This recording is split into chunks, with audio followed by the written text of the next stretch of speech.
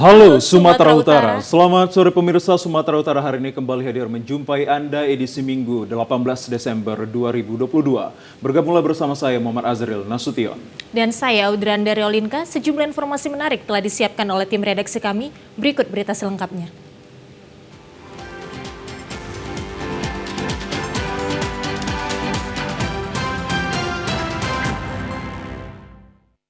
Terus di informasi yang pertama, arus penumpang melalui penyeberangan Sibolga ke Gunung Sitoli Pulau Nias mulai padat. Para penumpang ini umumnya pulang ke kampung halaman untuk merayakan Natal dan Tahun Baru bersama keluarga. Satu unit armada kapal penyeberangan milik swasta yang mengangkut penumpang tiba di Pelabuhan Angin Gunung Sitoli pagi tadi. Dari pantauan di pelabuhan, volume penumpang meningkat jika dibandingkan hari sebelumnya. Padatnya arus penumpang dikarenakan menyambut Natal dan Tahun Baru, di mana warga Nias yang berada di perantauan atau mahasiswa di perguruan tinggi pulang ke kampung halaman untuk merayakan Natal bersama keluarga. Untuk menjaga keamanan dan padatnya para penumpang, terlihat personil TNI Polri mengawasi Pelabuhan Angin Gunung Sitoli.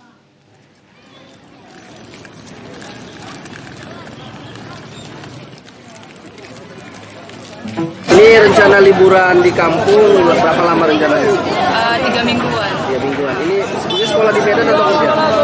Kuliah di Medan. Kuliah di Medan. Kenapa memilih lebih awal, Dek? Biar lebih gimana ya? Biar lebih nggak macet lagi nanti kalau lama. Ya, takut nanti kalau dekat-dekat hari hanya agak macet ya dia. Iya. Akibat ulah para supir enggan antri saat melintasi badan jalan yang sedang dibangun, tepatnya di Dusun Bukit Dame, Desa Siamporik, Kecamatan Kuala Selatan, Kabupaten Labuhan Batu Utara. Akibatnya jalan lintas Sumatera macet hingga lebih 30 km. Kemacetan terjadi sekitar pukul 1 dini hari karena ulah sejumlah sopir yang mengemudikan kendaraannya tidak bergantian saat melintasi badan jalan yang sedang dicor untuk proses pembangunan. Kondisi ini menyebabkan personil Satlantas Polres Labuhan Batu dibantu TNI dan Dinas Perhubungan beserta Satpol PP Labuhan Batu Utara kewalahan mengatur jalur lalu lintas. Karena kurangnya kesadaran para sopir, menerobos antrian sehingga terjadinya lapisan kendaraan dari sisi kiri dan kanan badan jalan dan menyebabkan kendaraan yang datang dari arah berlawanan menjadi terhambat. Ditambah lagi meningkatnya jumlah armada mudik Nataru yang melintas sehingga jalur Jalinsum macet total hingga pukul 14 WIB, antrian sepanjang lebih 30 km. Salah seorang pengemudi, Agus Siswanto, mengatakan penyebab kemacetan di jalur lalu lintas Sumatera Utara ini akibat para supir tidak mau antri. Dan untuk ke informasi lainnya pemirsa, pemasangan median jalan yang dilakukan pemerintah Kota Medan yang berada di Jalan Karya Wisata Kecamatan Medan Johor menuai keresahan dari masyarakat sekitar. Warga Kecamatan Medan Johor resah akibat pemasangan median jalan yang dilakukan pemerintah Kota Medan yang dipasang di seputaran Jalan Karya Wisata. Pembatas jalan yang dipasang pada awal November 2022 ini menuai protes dari masyarakat karena pengguna kendaraan harus memutarbalikkan kendaraan yang cukup jauh. Selain itu, masyarakat yang hendak menyeberang jalan juga merasa kesulitan karena median yang dipasang cukup tinggi. Salah seorang warga, Bobi, mengatakan pemasangan median jalan sebelumnya tidak ada sosialisasi kepada para warga sekitar. Bobi menyebutkan ketika pertama kali median itu dipasang sudah terjadi kecelakaan kendaraan roda 4 yang menabrak median jalan akibat ketidaktahuan pengendara. Bahkan salah satu warga pernah terjatuh akibat tersangkut median jalan saat menyeberang.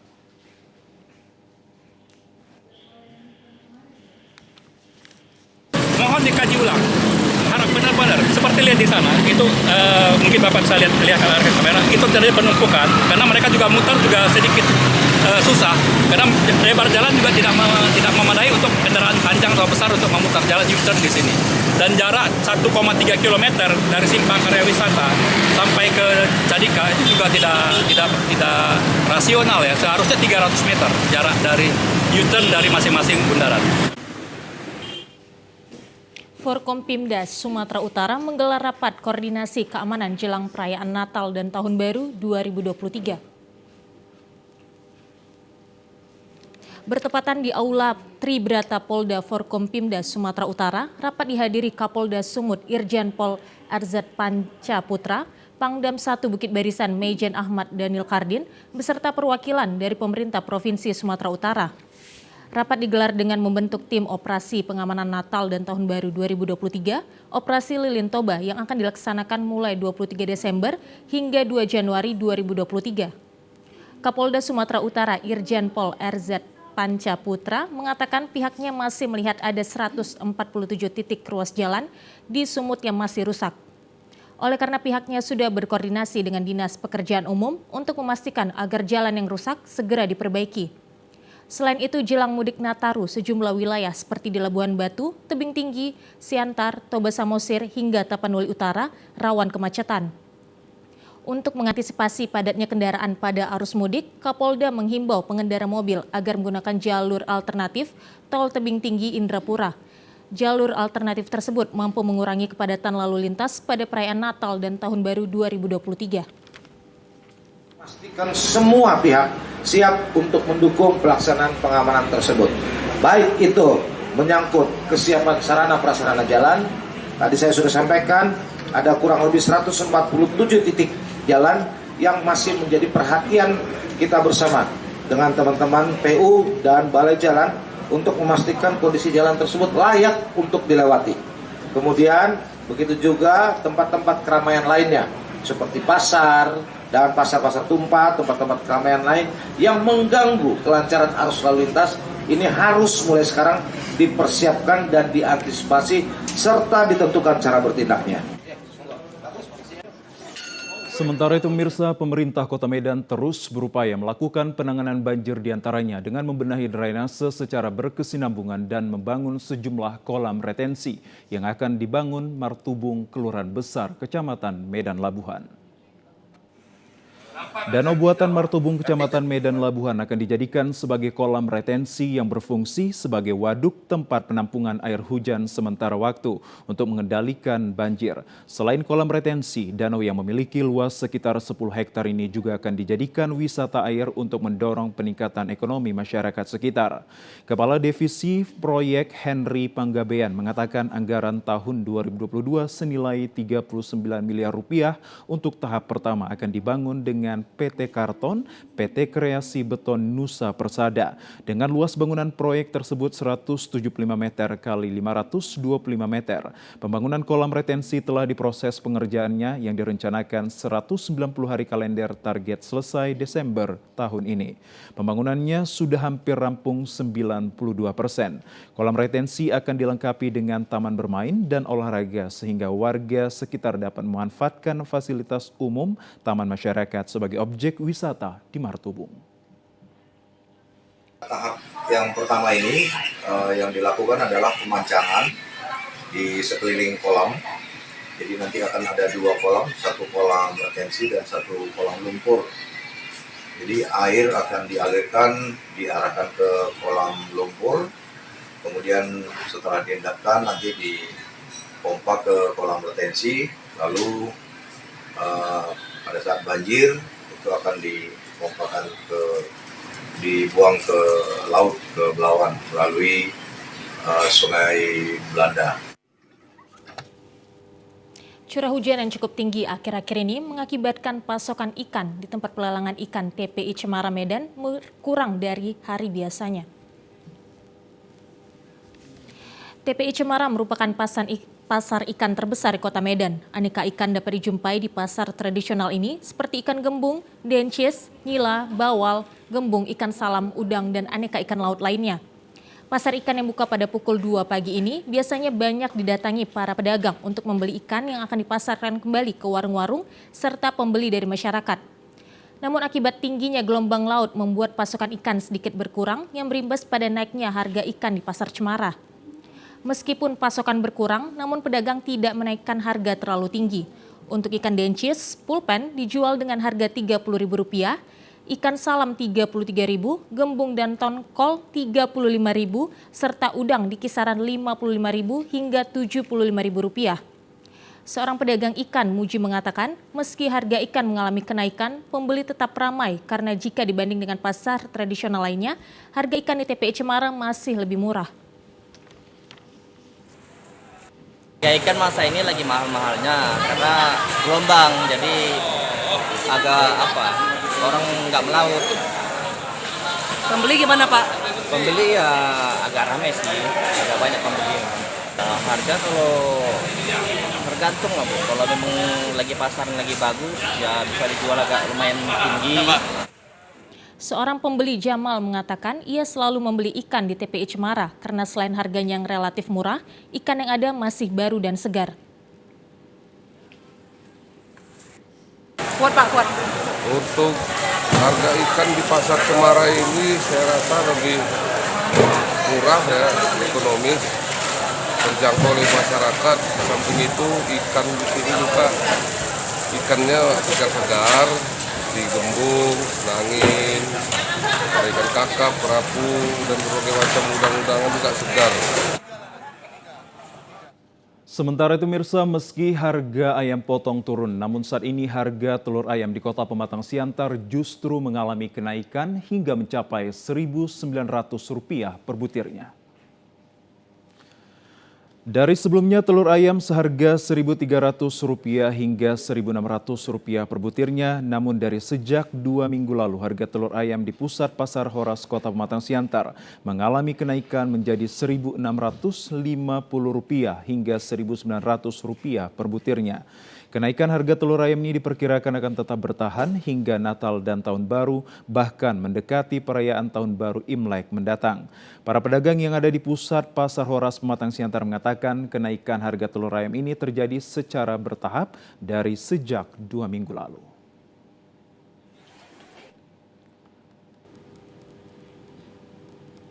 Pemirsa, sejumlah informasi menarik dan aktual lainnya akan kami hadirkan usai jeda pariwara berikut ini. Tetaplah bersama kami di Sumatera Utara hari ini.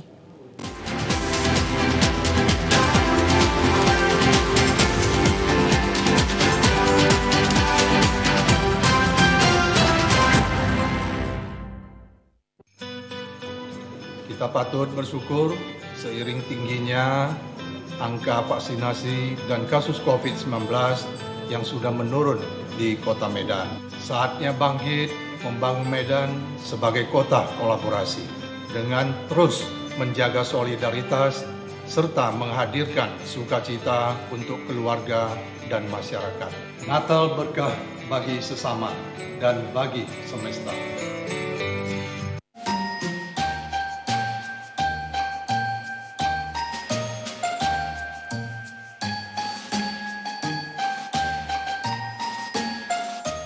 Dengan momentum perayaan Natal dan Tahun Baru, kiranya membawa keharmonisan, damai sejahtera bagi seluruh masyarakat Sumatera Utara.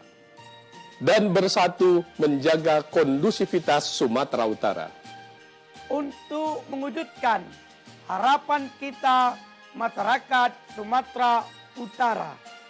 Selamat Hari Natal 25 Desember 2022 dan selamat Tahun Baru 1 Januari tahun 2023.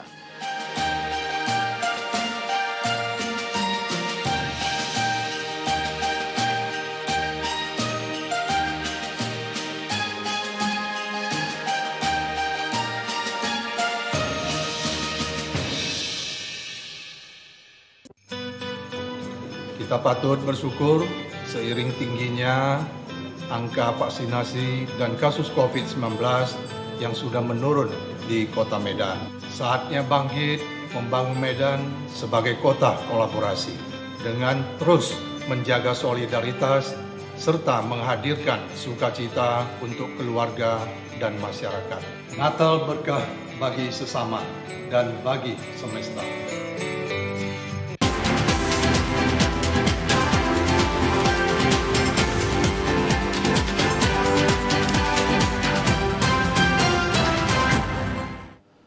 Pemirsa, Anda kembali bersama kami dalam program Sumatera Utara hari ini. Gubernur Sumatera Utara Edi Rahmayadi berharap Yayasan Pendidikan Safiatul Amalia YPSA terus berkontribusi mencerdaskan generasi muda dan berpikir maju dengan pendidikan yang berkualitas.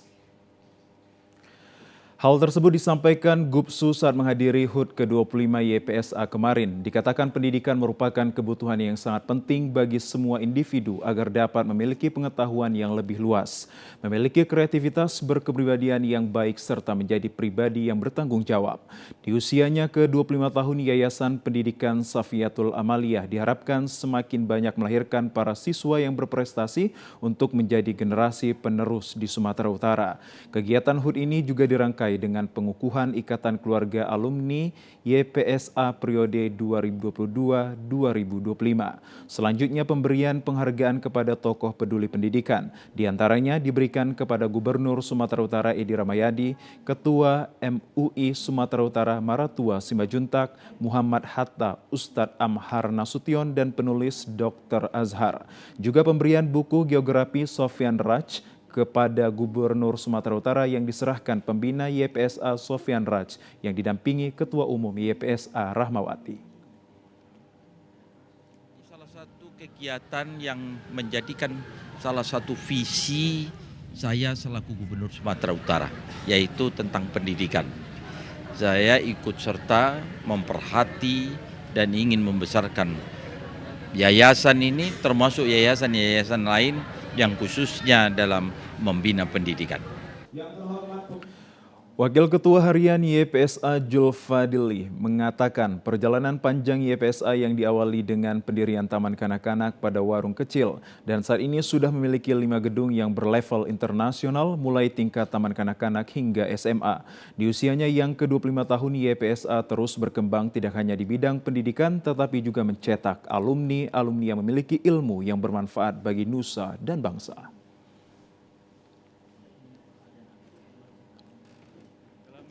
Selama 25 tahun di YPSA ini, kita sudah banyak mendapatkan prestasi-prestasi yang membanggakan dengan alumni-alumni yang sudah memiliki ilmu yang bermanfaat bagi nusa dan bangsa. Kemudian kita juga dapatkan penghargaan dari luar negeri, terutama dari Cambridge. Kemudian ditambah lagi dengan fasilitas kita ya. Dari 25 tahun ini bahkan sangat berkembang. Diawali hanya TK di sebuah warung yang kecil. Alhamdulillah kita sekarang sudah punya 5 gedung yang level internasional, mulai dari TK sampai SMA. Dan alhamdulillah kita juga udah punya kelas tahfiz yang mungkin saat ini sangat diinginkan oleh masyarakat Indonesia. Tidak hanya kita memiliki pendidikan biasa aja atau pendidikan yang ada di nasional, tapi juga pendidikan agama. Kegiatan ini dirangkai dengan penampilan para siswa dengan pertunjukan drama, parodi lagu, dan juga tarian. Ikatan Pengusaha Muslimah Indonesia Sumatera Utara menggelar tablik akbar menghadirkan penceramah kondang tanah air Kiai Haji Abdullah Gimnastiar bertepatan di halaman rumah Gubernur Sumatera Utara Jalan Sudirman, Medan pagi tadi. Penyelenggaraan tablik akbar dimaksudkan sebagai jembatan mempererat hubungan dan komunikasi antara Majelis Taklim Kota Medan bersama pemerintah Provinsi Sumatera Utara dan IPMI Sumut untuk selanjutnya dapat berkembang sebagai bertukar informasi, wawasan keagamaan, dan meningkatkan perekonomian umat khususnya kaum ibu di Kota Medan. Tablik akbar yang menghadirkan penceramah A'agim ini mendapat respon positif dari ribuan jemaah yang kebanyakan kaum ibu di Kota Medan ini dalam memperdalam kajian Islam. Dalam ceramahnya, A'agim menyampaikan agar selalu merawat hati, agar selalu sehat. Hati sehat ditentukan bagaimana akhlaknya, maka yang bisa merusak akhlak namanya penyakit tengil, yakni takabur, egois, norak, galak, iri, dengki, dan licik. A'agim berpesan agar meninggalkan 6 sifat ini, sebab Rasulullah diutus ke muka bumi untuk menyempurnakan akhlak manusia. Sebab masalah di muka bumi ini bukan pada kemiskinan dan kebodohan, namun buruknya akhlak. Maka untuk baiknya sebuah negeri, maka akhlak menjadi keutamaan. Dalam kesempatan tersebut, Gubsu Edi Rahmayadi meminta masyarakat untuk mendoakan Sumatera Utara lebih maju dan bermartabat, sebab kekuatan doa serta saling mengasihi sesama dan tolong-menolong kita dapat bersatu dalam keberagaman. Ketua IPMI Sumut Haja Yulidar Bugis mengatakan kegiatan ini merupakan energi positif untuk membangun tali silaturahmi dan meningkatkan persaudaraan. Kehadiran IPMI Sumut agar semakin maju dan berperan aktif dalam mendukung pembangunan, terutama perekonomian kaum ibu. Sebab wanita Islam merupakan sosok wanita tangguh yang siap melahirkan generasi terbaik bangsa ini. Kegiatan yang dirangkai dengan hadirnya puluhan stand IPMI Sumut ini diakhiri dengan lucky draw, diharapkan dapat membentuk muslimah berbudi luhur dan berjiwa sosial sesuai dengan kaidah Islam. Mengadakan tablik akbar bersama dengan Ustadz dari Jakarta, Agim, dalam rangka Hari Ibu. Alhamdulillah hari ini antusias masyarakat Sumatera Utara untuk mengikuti tablik akbar IPMI Sumut sangat antusias dengan adanya para jemaah pengajian yang tadi kita prediksi hanya 1.500, tapi hari ini insya Allah hampir 4.000 jemaah datang ke pengajian kita. Ya, harapan saya setelah adanya takbir akbar ini, kami berharap IPMI Sumut akan semakin sukses dan terus akan bermanfaat untuk masyarakat Sumatera Utara, khususnya ibu-ibu IPMI Sumut. Jadi dengan adanya tablik akbar ini, semakin besarnya gaung IPMI Sumatera Utara dengan kebaikan-kebaikannya, dengan manfaatnya untuk orang lain. Pemirsa, kita beralih ke informasi lainnya. Untuk meningkatkan peran TVRI sebagai lembaga penyiaran publik, kemarin TVRI Sumatera Utara menyelenggarakan panggung hiburan untuk masyarakat di kawasan Deli Serdang. Panggung hiburan rakyat kemarin dilakukan di lapangan Bola C Semayang, Kecamatan Sunggal, Kabupaten Deli Serdang. Panggung hiburan rakyat ini dimeriahkan penyanyi dan band kenamaan lokal. Pada panggung hiburan rakyat TVRI turut dihadiri Ketua Komisi 1 DPR RI Mutia Hafid, Kepala Stasiun TVRI Sumut Tahrizal, dan pengurus Partai Golkar Sumut dan Deli Serdang. Dalam sambutannya, Mutia Hafid menyampaikan hasil pembangunan yang sudah dilakukan oleh pemerintah hendaknya dapat meningkatkan kesejahteraan masyarakat. Sementara itu, Mutia Hafid menjelaskan menjumpai masyarakat secara langsung juga bagian dari upaya yang harus dilakukan TVRI agar selain menyampaikan informasi dan hiburan lewat layar kaca produksi TVRI dapat langsung disaksikan oleh masyarakat. TVRI sebagai corong informasi sudah selayaknya setiap saat menyapa pemirsa melalui beragam program yang sekaligus dapat menghibur dan juga mengedukasi masyarakat secara langsung. Sementara itu, Mutia Hafid juga mengingatkan bahwa saat ini TVRI sudah bersiaran secara digital sehingga memiliki gambar lebih bersih, suaranya lebih jernih dan canggih teknologinya.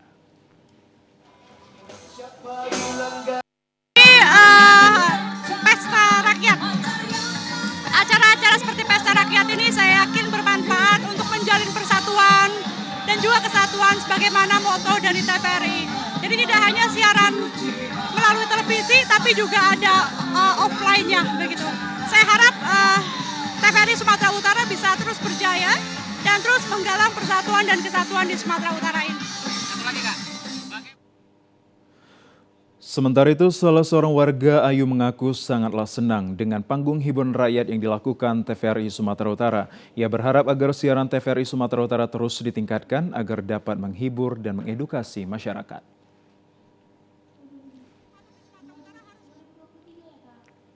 Yang paling suka saya yaitu acara berita dari desa ke desa. Itu saya paling senang karena saya tahu perubahan di Sumatera Utara itu dan saya bisa melihat kemajuan untuk di desa-desa kita semuanya. Yang pastinya karena TVRI itu udah banyak saingan ya, harus mengapakan pelayanan itu lebih istilahnya maksimal supaya istilahnya masyarakat di Sumatera Utara ini makin tambah oke, melihat berita-beritanya yang luar biasa tentang berita baik pun istilahnya berita intelektual, berita politik, semuanya makin oke.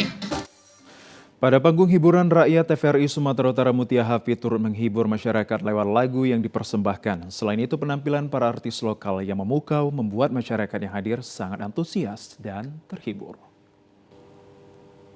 Guna mewujudkan mahasiswa berprestasi dan memiliki lulusan berdaya saing di tingkat nasional dan internasional, dituntut perguruan tinggi menerapkan pendidikan berbasis digital. Memasuki era globalisasi, dunia pendidikan dituntut untuk melakukan transformasi digital guna melahirkan sumber daya manusia mandiri dan berkualitas. Sebanyak 1.152 lulusan mahasiswa UMA kemarin diwisuda dan dilantik oleh Rektor Universitas Medan Area, Profesor Dadan Ramdan, dilaksanakan secara tatap muka di Gedung Kampus 1 Medan Estate, siap menjadi generasi digital. Universitas Medan Area sebagai salah satu perguruan tinggi terbaik di Sumatera Utara telah banyak meraih prestasi dan mengalami peningkatan pesat, mulai dari infrastruktur fasilitas gedung maupun sumber daya manusia yang terampil.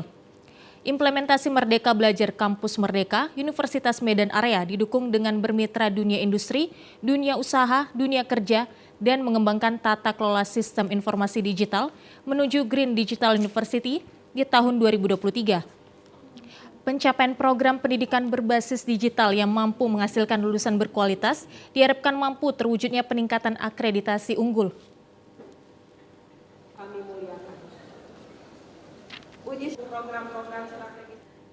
Semua pelayanan dan semua perangkat itu harus didasari dengan digital atau teknologi digital. Oleh karena itu, UMA sejak beberapa tahun yang lalu sudah memulai untuk menyiapkan hal itu. Karena umat tidak mau hilang suatu saat nanti. Justru umat harus besar. Di satu sisi kita punya SDM, punya infrastruktur, dan juga punya mahasiswa yang sangat potensi untuk dijadikan SDM yang unggul dalam bidang teknologi digital. Lulusan Universitas Medan Area yang telah dibekali pendidikan dan pengetahuan berbasis digital diharapkan mampu berkontribusi dalam mendukung pembangunan Indonesia menjadikan masyarakat sejahtera.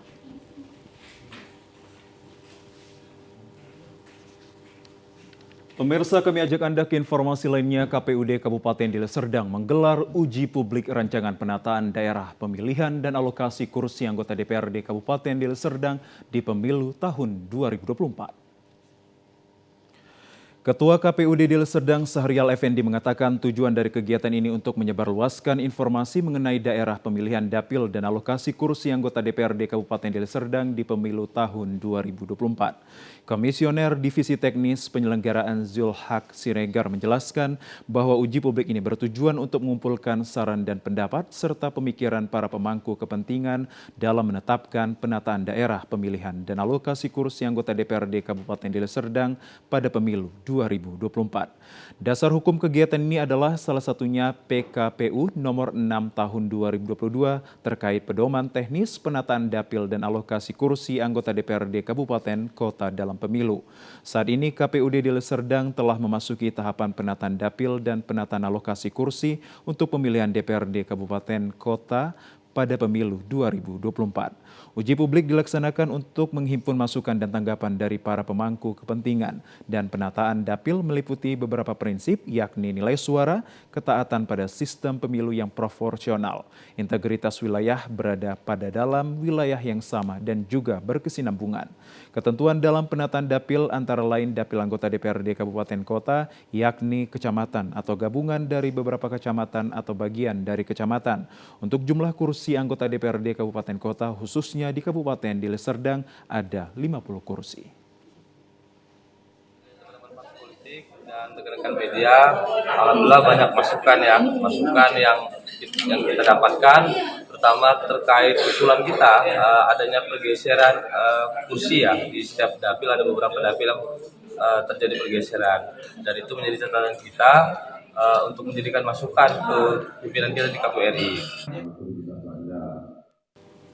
Komisi Pemilihan Umum Daerah Kabupaten Labuhan Batu Utara mengumumkan hasil rekrutmen seleksi Badan Ad Hoc anggota PPK. Sebanyak 40 orang yang lulus akan mengisi formasi Komisioner PPK.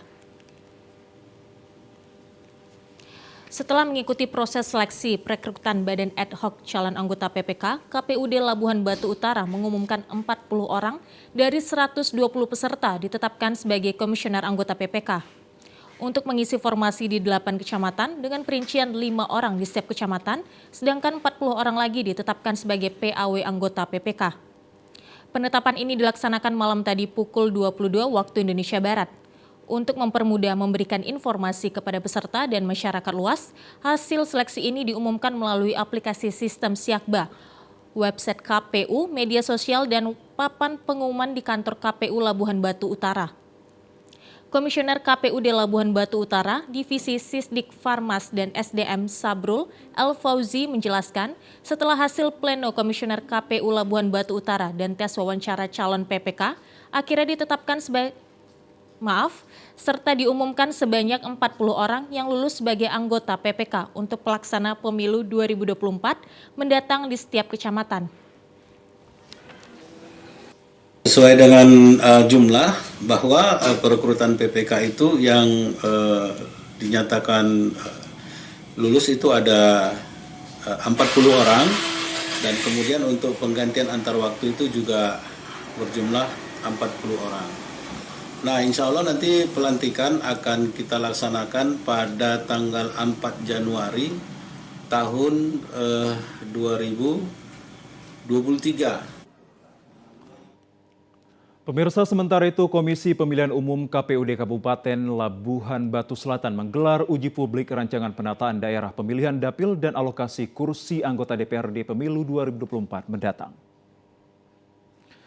Komisioner KPUD Labuhan Batu Selatan Ebenezer Lumbantoruan menjelaskan bahwa uji publik dilakukan untuk memberikan masukan dan tanggapan kepada masyarakat, akademisi, insan pers maupun pengurus partai politik calon peserta pemilu 2024. Dalam uji publik ini, masukan dan tanggapan dari peserta yang terdiri dari pengurus partai politik, tokoh masyarakat, organisasi massa. Bawaslu menginginkan agar penataan dapil sesuai dengan pelaksanaan pemilu pada 2019 lalu, sesuai prinsip berkesinambungan dalam PKPU nomor 6 tahun 2022. KPU Labuhan Batu Selatan mengajukan 2 usulan ke KPU RI untuk perubahan penataan dapil. Usulan pertama, pada pemilihan 2019 yang lalu, Kecamatan Torgamba dibagi menjadi 2, masing-masing dapil 3 dan 4 dengan jumlah 13 kursi. KPU mengurangi jumlah dapil tersebut menjadi 12 dan dapil Kampung Rakyat bertambah 1 yang semula 6 kursi menjadi 7. Sementara usulan kedua, dapil diperluas menjadi 6 dapil, yakni dapil Sungai Kanan dan Silang Kitang pada pemilu 2019 yang digabung, sehingga dapil untuk pemilu 2024 yang akan datang bertambah. Kajian dari KPU RI tetap sesuai dengan PKPU 6 tahun 2022, bahwasannya rancangan dapil ini harus memenuhi 7 prinsip penataan dapil sehingga nanti bisa ditetapkan menjadi daerah pemilihan untuk pemilihan anggota DPRD Kabupaten Labuhan Batu Selatan di 2024 yang akan datang. Pemirsa, kami akan segera kembali dengan sejumlah informasi lainnya. Tetaplah bersama kami akan segera kembali.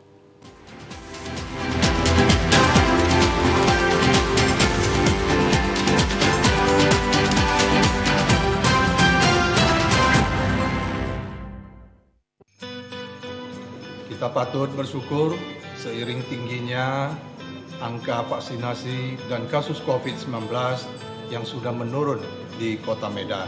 Saatnya bangkit membangun Medan sebagai kota kolaborasi dengan terus menjaga solidaritas serta menghadirkan sukacita untuk keluarga dan masyarakat. Natal berkah bagi sesama dan bagi semesta.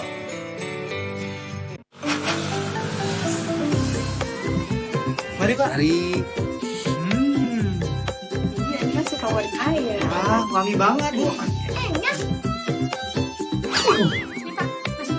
Ya, mana cukup.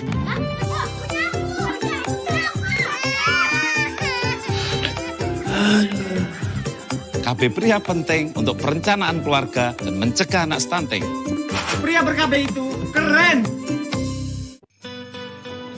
Kita patut bersyukur seiring tingginya angka vaksinasi dan kasus COVID-19 yang sudah menurun di Kota Medan. Saatnya bangkit membangun Medan sebagai kota kolaborasi dengan terus menjaga solidaritas serta menghadirkan sukacita untuk keluarga dan masyarakat. Natal berkah bagi sesama dan bagi semesta.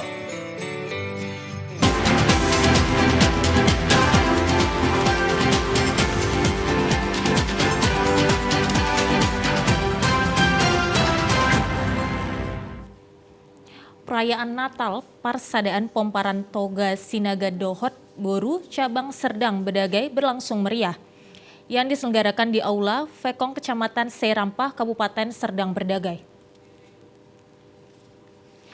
Perayaan Natal PPTSB ini berlangsung dalam 2 sesi, diawali dengan perayaan ibadah dan sesi hiburan umum. Perayaan Natal PPTSB cabang mengusung tema diperingatkan dalam mimpi agar jangan kembali kepada Herodes. Maka pulanglah mereka ke negeri lainnya melalui jalan lain. Perayaan Natal ini diawali dengan prosesi yang dilanjutkan dengan ibadah, perayaan lilin, dan dimeriahkan dengan acara liturgi. Vokal Group dan Lucky Draw, sedangkan renungan Natal dibawakan Pendeta Hatorangan Sinaga. Dalam sambutannya, Ketua PPTSB Wilayah Sumut 1, Sairon Sinaga mengatakan, perayaan Natal merupakan hal penting yang dilakukan untuk kebaikan manusia di muka bumi.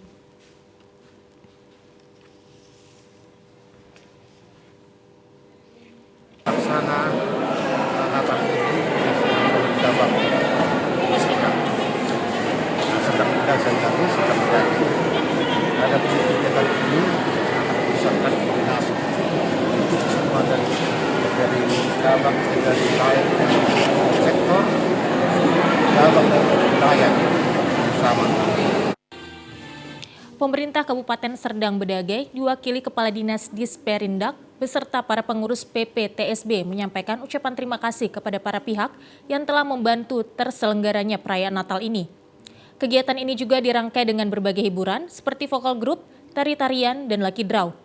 Ketua Yayasan Toga Sinaga Kolonel Infantri Purnhombar Sinaga turut membantu memberikan dana untuk panitia sebesar 16 juta rupiah. Di akhir acara, Ketua Panitia mengajak dengan damai Natal menyongsong hari-hari lebih baik. Pengurus PPTSB yang terkait mengadakan Natal pada hari ini, kami berterima kasih semua yang ikut berperan. Melalui perayaan Natal, PPTSB Kabupaten Serdang Bedagai menjadi tali kasih bagi kami semua, menjalin kerjasama yang baik, menjadi kekompakan bagi kami. PPTSB Sinaga Buru Bere yang ada di Kota Serdang Bedagai, maju terus Sinaga. Terima kasih.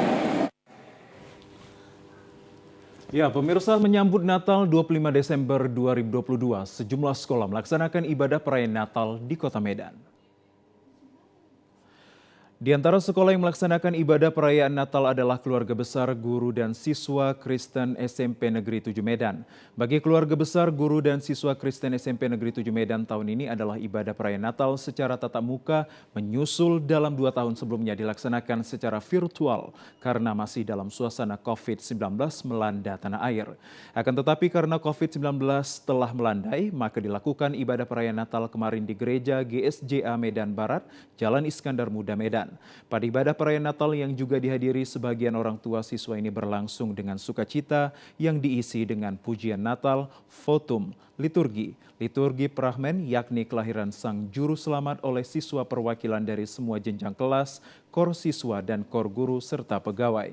Sebagaimana pada ibadah perayaan Natal juga dilakukan penyalaan lilin oleh pengkhotbah, panitia Natal dan guru dan siswa, mewakili orang tua serta wakil kepala sekolah termasuk ketua PGSK. Sementara khotbah ibadah perayaan Natal disampaikan Pendeta Toljun Lumban Tobing STH dan doa syafaat oleh guru yakni Megawati Nababan. Usai ibadah perayaan Natal dilanjutkan dengan penyampaian kata-kata sambutan oleh panitia Natal, Ketua PGSK SMP Negeri 7 Medan yang mewakili orang tua serta kata sambutan Kepala SMP Negeri 7 Medan diwakili Wakasek Happy J. Siregar. Keluarga besar UPT SMP Negeri 7 Medan ini kali pertama untuk merayakan Natal kembali secara tatap. Kegiatan seperti ini akan tetap berlanjut dan semoga COVID semakin melanda dan semakin hilang. Karena dengan melaksanakan ibadah perayaan Natal seperti ini juga Pak, salah satu yang akan dituntut kepada seluruh siswa untuk memenuhi profil pelajar Pancasila, menjadi anak yang bertakwa dan berbudi pekerti, serta berakhlak mulia dan bertakwa. Dalam rangka menjalin silaturahmi dan pembinaan umat alumni SMA 8 tahun 80 bersama dengan Fakultas Kedokteran USU dan Pesantren Al-Purbanta Hidayatullah, Desa Jarangmuda, Kecamatan Merdeka, Kabupaten Karo melaksanakan kegiatan sosial dan sunat massal. Bakti sosial dan sunat massal ini dilaksanakan di Pesantren Al-Purbanta Hidayatullah, Desa Jarangmuda, Kecamatan Merdeka, Kabupaten Karo. Kegiatan ini bekerja sama dengan alumni SMA 8 Medan tahun 1980 dengan Fakultas Kedokteran USU. Antusias peserta cukup tinggi mengikuti kegiatan ini dari masyarakat Kecamatan Merdeka Brastagi dan Kabanjahe, Kabupaten Karo. Acara ini juga diisi dengan ceramah agama dengan mengusung tema kegiatan sosial, membantu antar sesama dan amar makruf nahi mungkar. Hal ini merupakan perintah dari Allah Subhanahu wa Ta'ala. Para peserta sunatan massal sebanyak 50 anak, satu persatu anak dikitan oleh tim Fakultas Kedokteran USU. Setelah sunat massal, anak-anak diberikan bingkisan. Selain itu diserahkan bantuan paket sembako kepada orang peserta sunatan massal. Selain sunatan massal, dilaksanakan pembinaan dan kitanan kepada mualaf yang berasal dari desa dusun Lau Gedang, Sumbaikan, 2 kabupaten di Serdang yang berbatasan dengan Kabupaten Karo. Kegiatan sosial silaturahmi dan pembinaan umat ini diharapkan dapat bermanfaat kepada sesama umat muslim dan mualaf serta berjalan secara berkesinambungan. Dari 50 anak yang mengikuti sunatan massal, mudah-mudahan dengan kedatangan kami ini membawa manfaat ya bagi masyarakat Karo, khususnya desa Merdeka. Mudah-mudahan ke depan kami bisa membuat yang lebih banyak lagi jumlah anak-anak yang akan kita. Nah pemirsa, tahukah Anda bahwa Gereja Geraha Maria Anai Velangkani merupakan satu-satunya gereja berarsitektur India Mughal di Medan. Gereja yang dibangun pada tahun 2005 ini menjadi pilihan wisatawan lokal dan mancanegara untuk berwisata rohani. Gereja Geraha Maria Anai Velangkani yang berada di Jalan Sakura Tanjung Selamat Medan Tuntungan ini dibangun pada tahun 2005 yang memiliki keunikan dengan corak warna yang menarik. Selain dibangun dengan megah dan tinggi, tempat suci ini juga memiliki gaya bangunan dengan ciri khas perpaduan antara gereja kuil dan masjid yang dilengkapi menara dan 3 kubah, sehingga membuat para wisatawan untuk melihat secara langsung. Selain menjadi tempat ibadah umat Katolik, pengunjung juga dapat melihat miniatur bersejarah lainnya seperti Taman Eklesia dan Taman Bethlehem. Para wisatawan mengabadikan momen bersama teman dan juga keluarga yang terlihat para pengunjung bersuah foto dengan background Geraha Maria Anai Velangkani. Salah seorang wisatawan asal Malaysia, Ningles, mengatakan bahwa gereja Velangkani sangatlah unik dan tidak seperti gereja pada umumnya. Dirinya merasa takjub sehingga mengajak wisatawan lain untuk datang ke Geraha Maria Anai Velangkani dalam berwisata rohani dan ziarah. Di Malaysia, kalau gereja Katoliknya enggak seperti ini. Jadi di sini agak unik, cantik, warna-warni colornya. Ini harapannya lebih ramai orang datang berkunjung, untuk berdoa di sini. Dan di sini juga ada taman-taman seperti Bethlehem juga mungkin menarik membuat mereka tertarik untuk pergi ke Yerusalem pada suatu saat nantilah. Banyak cara untuk meningkatkan ukhuwah Islamiyah dan tali persaudaraan, salah satunya dengan melakukan pengajian rutin setiap bulannya.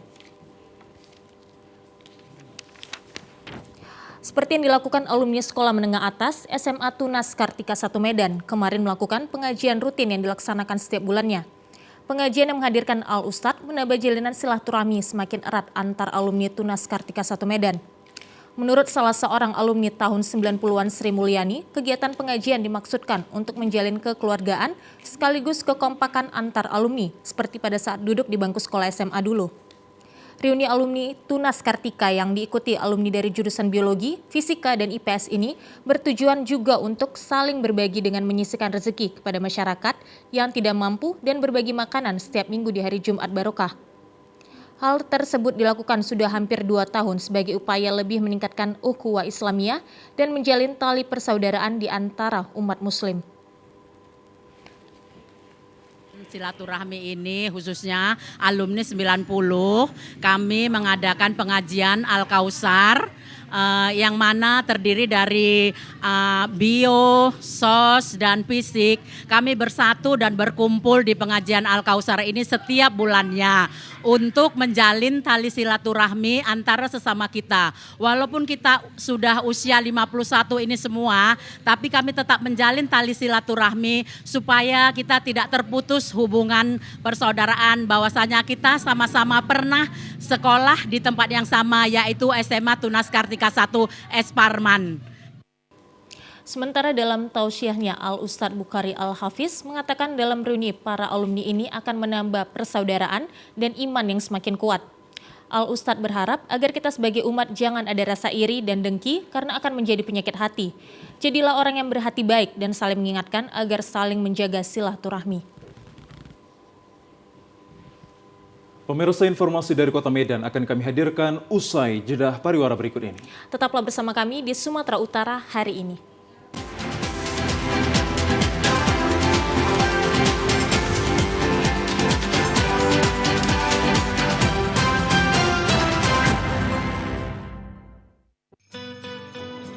Kita patut bersyukur seiring tingginya angka vaksinasi dan kasus COVID-19 yang sudah menurun di Kota Medan.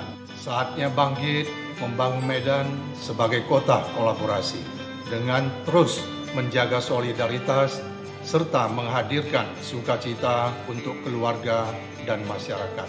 Natal berkah bagi sesama dan bagi semesta. Ayo, cegah stunting!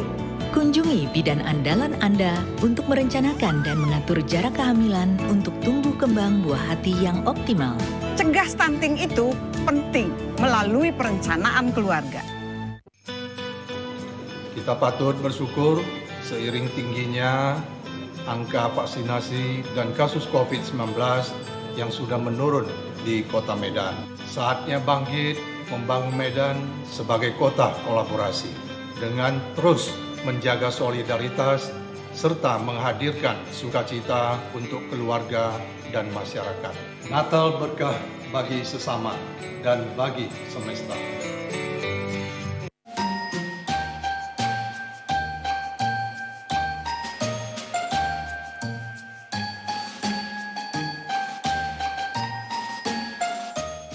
Dengan momentum perayaan Natal dan Tahun Baru, kiranya membawa keharmonisan, damai sejahtera bagi seluruh masyarakat Sumatera Utara. Dan bersatu menjaga kondusivitas Sumatera Utara. Untuk mewujudkan harapan kita masyarakat Sumatera Utara.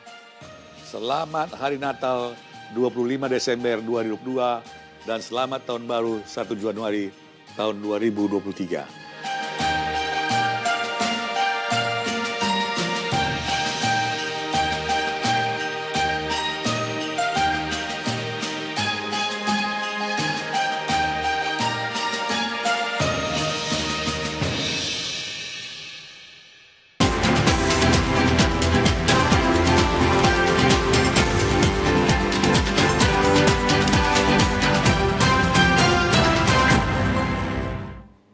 Pemirsa, terima kasih Anda menyaksikan program Sumatera Utara hari ini. Pasar modern atau mal di Kota Medan mewajibkan setiap pengunjung memakai masker masuk ke dalam untuk berbelanja. Meskipun COVID-19 sudah melandai termasuk di Kota Medan, pasar modern atau mal dengan ketat mengawasi seluruh warga pengunjung yang hendak masuk untuk berbelanja. Seperti halnya setiap jelang perayaan Natal dan Tahun Baru, keramaian warga pengunjung selalu meningkat dari hari-hari biasa. Di antara pasar modern atau mal yang sangat ketat menerapkan protokol kesehatan, saat ini yang mengharuskan setiap warga pengunjung memakai atau menggunakan masker adalah Medan Mall. Medan Mall yang berada di Jalan MT Haryono, Medan ini menjadi salah satu mal yang selalu ramai dikunjungi para warga, bukan hanya dari Kota Medan, juga dari kota lainnya di Sumatera Utara. Dari pantauan di Medan Mall, setiap warga pengunjung yang hendak berbelanja secara berangsur-angsur memasuki mal untuk membeli berbagai keperluan menyambut perayaan Natal dan Tahun Baru. Medan Mall yang terkoneksi dengan pasar tradisional pada setiap tingkat di belakang Medan Mall ini berbagai jenis pakaian tersedia, mulai dari pakaian anak-anak hingga remaja maupun dewasa. Demikian halnya sepatu banyak dijual berbagai jenis dengan potongan harga hingga 60% lebih. Untuk pakaian jadi juga demikian, diberlakukan potongan harga hingga 60% yang membuat warga berbondong-bondong membeli pakaian dan sepatu di mal ini. Di penghujung akhir tahun 2022, IJTI Sumut berkolaborasi dengan DCI dan Panasonic menghadirkan Panasonic Young Filmmaker 2022 yang digelar di Kota Medan, Deli Serdang, dan Kota Pematang Siantar.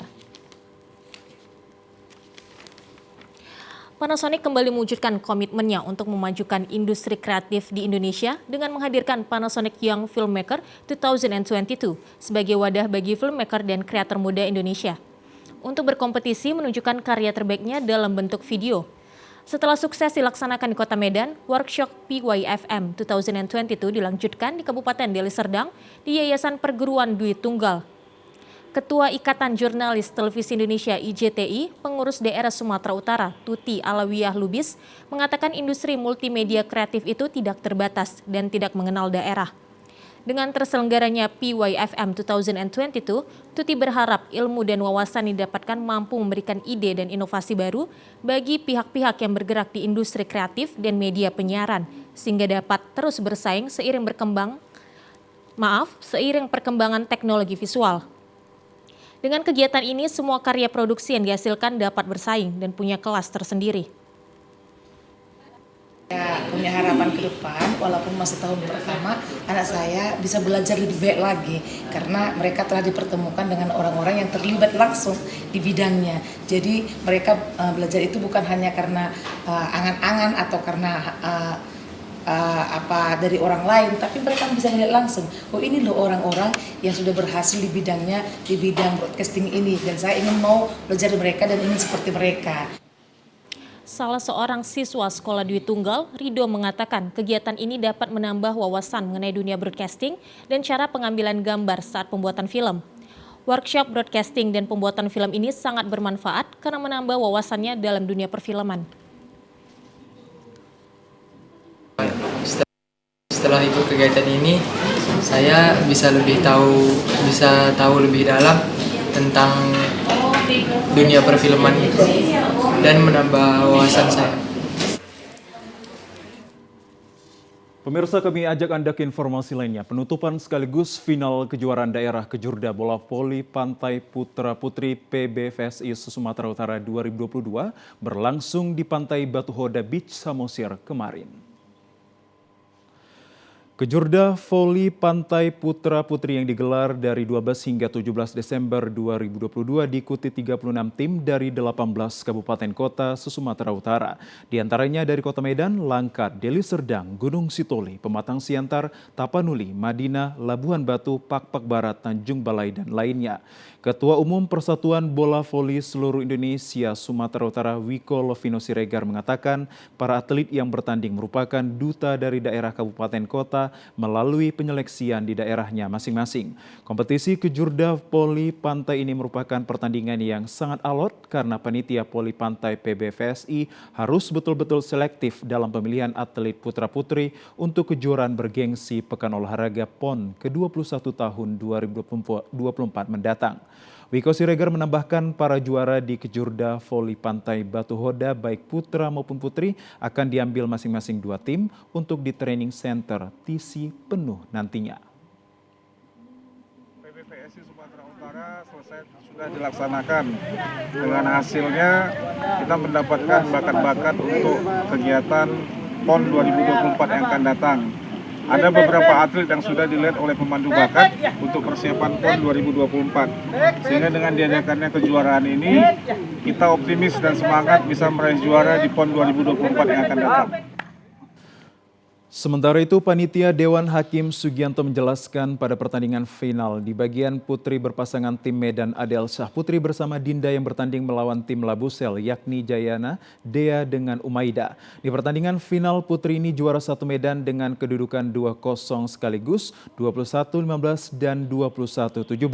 Sedangkan di bagian putra final antara tim Pematang Siantar Jaya Diagus berpasangan dengan Gigi melawan tim Simalungun Adila Akil berpasangan dengan Jo Pahami. Pertandingan final putra juara 1 tim Pematang Siantar dengan kedudukan 2-0 yakni 25-23 dan set kedua 21-13.